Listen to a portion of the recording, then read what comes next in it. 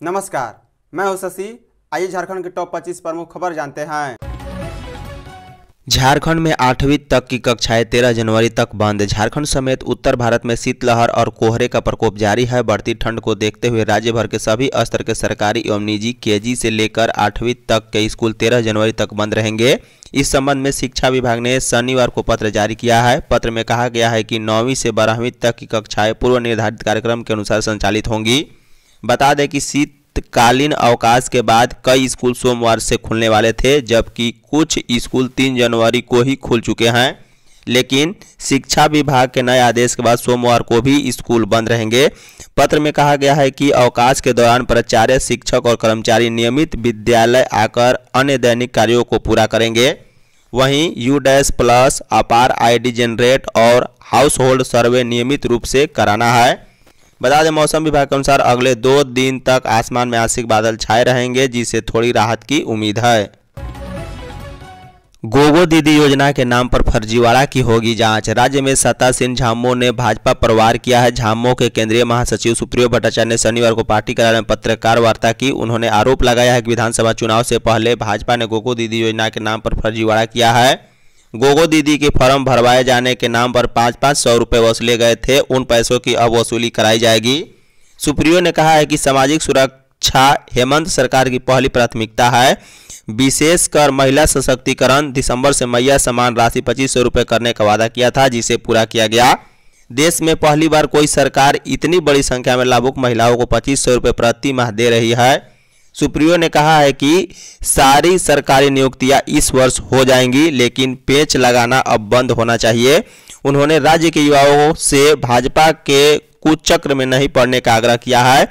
हर बात को लेकर न्यायालय न जाए, ठोस सबूत हो तो युवा राज्य सरकार को उससे अवगत कराए। नियुक्ति प्रक्रिया अब जल्द शुरू होगी। झारखंड का स्थानीय लोग नियुक्ति होंगे। झारखंड में सबसे बड़े राधा कृष्ण मंदिर का उद्घाटन आज। रांची के कटहल मोड़ स्थित पुतांग में झारखंड का सबसे बड़ा राधा कृष्ण मंदिर बनकर तैयार है। श्री कृष्ण प्रणामी सेवा ट्रस्ट की ओर से बनाए गए मंदिर का आज 5 जनवरी को सुबह 10 बजे उद्घाटन होगा।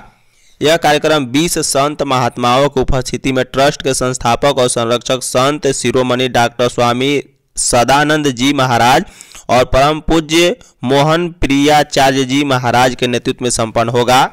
बता दें, उद्घाटन समारोह के दौरान मंदिर परिसर 20 संत महात्माओं के विशेष मंत्रोच्चारण से गूंज उठेगा। समारोह में भक्तों की भारी भीड़ भी उमड़ेगी। मैया सम्मान की महिला लाभुकों को समारोह में नहीं होगी परेशानी। उपायुक्त मंजूनाथ भयंत्री ने नामकुम के आर्मी ग्राउंड में 6 जनवरी को होने वाली राज्य स्तरीय मुख्यमंत्री मैया सम्मान योजना कार्यक्रम की तैयारी को लेकर जिला स्तरीय वरीय पदाधिकारियों और पुलिस पदाधिकारियों के साथ बैठक की। उन्होंने शनिवार को कार्यक्रम स्थल पर विधि व्यवस्था, सुरक्षा व्यवस्था एवं सुगम यातायात को लेकर अधिकारियों को निर्देश दिए, ताकि 3 से 4 लाख की संख्या में पहुंचने वाली महिला लाभुकों को किसी तरह की परेशानी नहीं हो। उनके लिए आवश्यक सुविधाएं समय से बहाल करा दी जाए। रांची डीसी ने राज्य स्तरीय मुख्यमंत्री मैया सम्मान योजना कार्यक्रम की तैयारी समीक्षा करते हुए अधिकारियों को निर्देश दिया है कि कार्यक्रम संचालन, कार्यक्रम से संबंधित सभी व्यवस्था जैसे अतिथियों से संबंधित व्यवस्था, लाभुकों के खाने, पेयजल, बैठने की व्यवस्था, शौचालय की व्यवस्था, बिजली व्यवस्था, पार्किंग, बस एवं वाहनों के लिए रूट मार्किंग, अग्निशमन, मेडिकल टीम, साइनेज, एम्बुलेंस, हर सेक्टर में पेयजल की व्यवस्था से जुड़े कार्य समय से पूरा करे। धनबाद में किन्नरों का अधिवेशन, 5000 किन्नर जुटे। झारखंड के धनबाद के नवाडीह में किन्नरों का भव्य अधिवेशन चल रहा है। इसमें देश विदेश से 5000 से अधिक किन्नर आए हैं। अखिल भारतीय किन्नर समाज की ओर से आयोजित यह सम्मेलन 10 जनवरी तक चलेगा। बता दें, कोरोना त्रासदी के समय मन्नत मांगी गई थी कि यह महामारी से देश उबर जाए और भारत में फिर से खुशहाली आए, तो भव्य आयोजन करेंगे। देश भर के किन्नरों को इस अधिवेशन के लिए आमंत्रित किया गया है। इस अधिवेशन की शुरुआत खास पूजा पाठ से हुई है। इसके बाद विभिन्न विषयों पर चर्चा होगी। बता दें, किन्नरों ने बताया है कि जहां जहां उनके यजमान हैं, उनके और उनके परिवार के लिए खास पूजा करेंगे और उनको आशीष भी देंगे। 28 फरवरी तक सरकारी कर्मचारियों को देना होगा संपत्ति का विवरण। राज्य के सरकारी कर्मचारियों ग्रुप डी को छोड़कर को चल और अचल संपत्ति का विवरण 28 फरवरी तक देना होगा। इस संबंध में कार्मिक सचिव प्रवीण टोपो ने सभी विभागों के अपर मुख्य सचिव, प्रधान सचिव, सचिव, विभागाध्यक्ष, प्रमंडलीय आयुक्त और जिलों के डीसी को पत्र लिखा है। पत्र में कहा गया है कि राज्य के सभी सरकारी सेवक ग्रुप डी को छोड़कर 28 फरवरी तक मानव संपदा प्रबंधन प्रणाली के माध्यम से चल और अचल संपत्ति का विवरण अनिवार्य रूप से अपलोड करें। यह विवरण 1 जनवरी 2024 से 31 दिसंबर 2024 तक का देना है। दुमका में सड़क हादसा, 4 की मौत। दुमका में भीषण सड़क हादसे की सूचना मिली है। इस घटना में 4 लोगों की मौत हो गई। मृतकों में 2 महिला और 2 पुरुष भी शामिल हैं, जबकि 4 लोग घायल बताए जा रहे हैं। घटना शनिवार शाम की बताई जा रही है। बता दें, दुर्घटना में मारे गए सभी लोग नोनीहाट गांव के रहने वाले हैं। जानकारी के मुताबिक सभी लोग नोनीहाट से टेम्पो पर सवार होकर मसांजो डैम गए थे। लौटते वक्त धान लदे ट्रक ने ट्रैक्टर में धक्का मार दिया।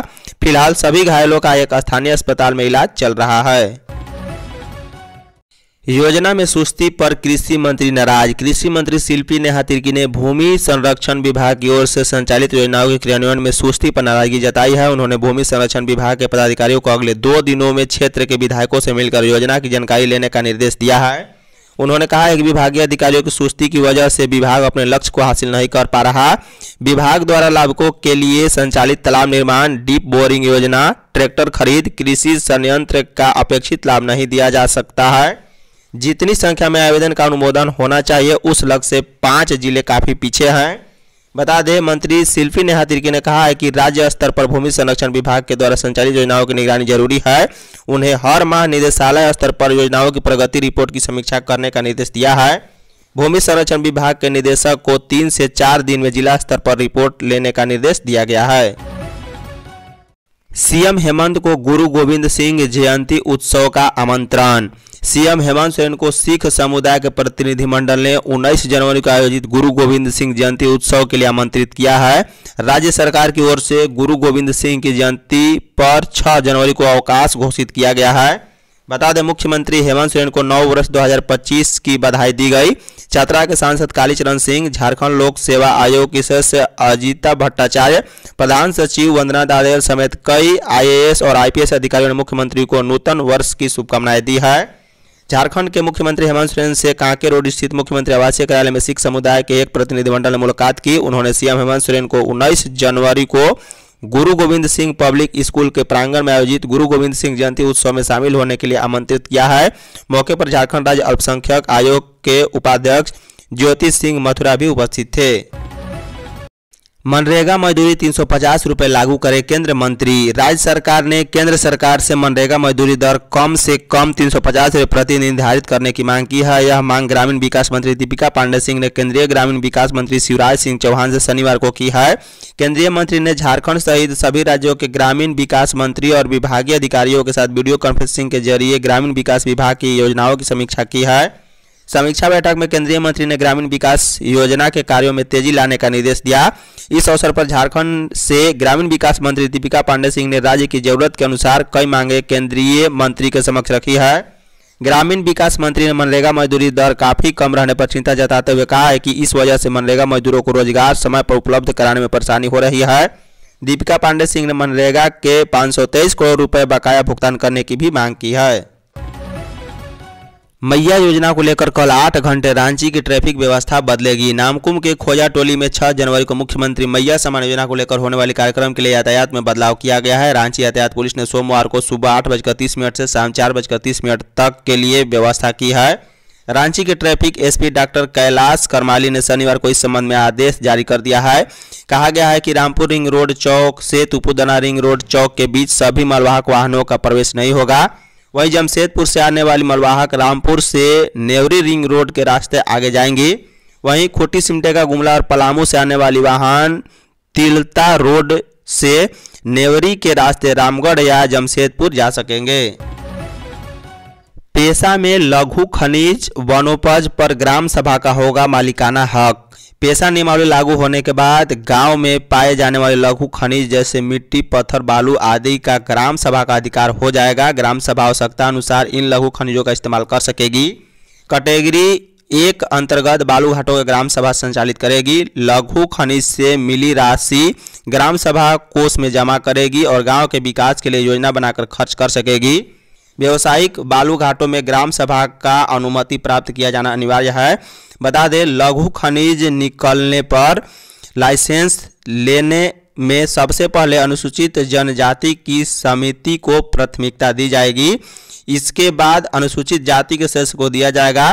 खनिज निकालने के बाद बने गड्ढों, पानी की खराबी, खेतों पर राख, धूल, धुएं का प्रभाव इत्यादि प्रबंधन की व्यवस्था में गर्जों का भरा जाना, पौधे लगाना आदि शामिल होगा। सिमडेगा में पुलिस बल पर हमला। देर रात पिकनिक मना रहे युवकों को डीजे बजाने से मना करने पर असामाजिक तत्वों ने पुलिस बल पर हमला कर दिया है। घटना शुक्रवार देर रात की है। घटना में ओडंगा ओपी में पदस्थापित एएसआई प्रमोद तिवारी घायल हो गए हैं, जिनका इलाज चल रहा है। ओपी प्रभारी सजल कुमार धान ने बताया है कि ओडंगा बाजार टांड के कुछ युवा पिकनिक मनाने के लिए गए थे। शुक्रवार की देर रात पिकनिक से लौटने के बाद उन्हें डीजे बजाने से मना किया गया तो कुछ युवक लोग उनसे उलझ गए।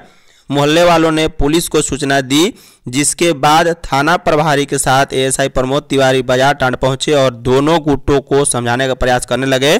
इसी क्रम में किसी ने प्रमोद पर पत्थर से वार कर दिया, जिससे वो घायल हो गए। पलामू के 9 मजदूरों को कर्नाटक में रोका। पलामू जिले के छतरपुर थाना क्षेत्र की होलसम पंचायत के विषयपुर गांव निवासी 9 मजदूर 1 माह से कर्नाटक के बेलगांव में फंसे हुए हैं। पीड़ित मजदूरों ने बंधक बनाकर रखे जाने की शिकायत अपने पंचायत की मुखिया लखेश्वरी देवी से की है। मुखिया ने छतरपुर के प्रमुख उर्मिला कुमारी से जानकारी साझा करते हुए पहल का अनुरोध किया है। उर्मिला देवी ने छतरपुर थाना को आवेदन दिया है। छतरपुर के थाना प्रभारी प्रशांत प्रसाद ने कहा है कि मामला संज्ञान में आया है, पुलिस छानबीन कर रही है। प्रमुख उर्मिला देवी ने मजदूरों की घर वापसी कराने के लिए पहल करने का अनुरोध किया है। प्रमुख के अनुसार होलसम पंचायत की मुखिया लखेश्वरी देवी को 9 लोगों में से एक धर्मेंद्र सिंह ने 2 दिन पहले रात में सूचना दी कि सभी लोगों को बंधक बना लिया गया है। रांची के सभी स्कूल में 2 दिनों की छुट्टी। रांची जिले के सभी कोटि के सरकारी और प्राइवेट स्कूल 6 और 7 जनवरी को बंद रहेंगे। कड़ाके की ठंड को देखते हुए यह निर्णय लिया गया है। रांची के उपायुक्त मंजूनाथ भयंत्री ने यह आदेश शनिवार को जारी किया है। बता दें, रांची के उपायुक्त मंजूनाथ भयंत्री द्वारा शनिवार को जारी आदेश में कहा गया है कि कड़ाके की सर्दी की वजह से विद्यार्थी परेशान हैं। रांची जिले में शीतलहर को देखते हुए अत्यधिक ठंड पड़ने से विद्यालय में पढ़ने वाले छात्र छात्राओं को कठिनाइयों का सामना करना पड़ रहा है। वैसी स्थिति में शीतलहर के प्रकोप के कारण 6 जनवरी एवं 7 जनवरी को रांची जिले के सभी कोटि के सरकारी, उच्च, मध्य प्राथमिक विद्यालय एवं सभी प्राइवेट स्कूल पूरी तरह बंद रहेंगे। धन्यवाद।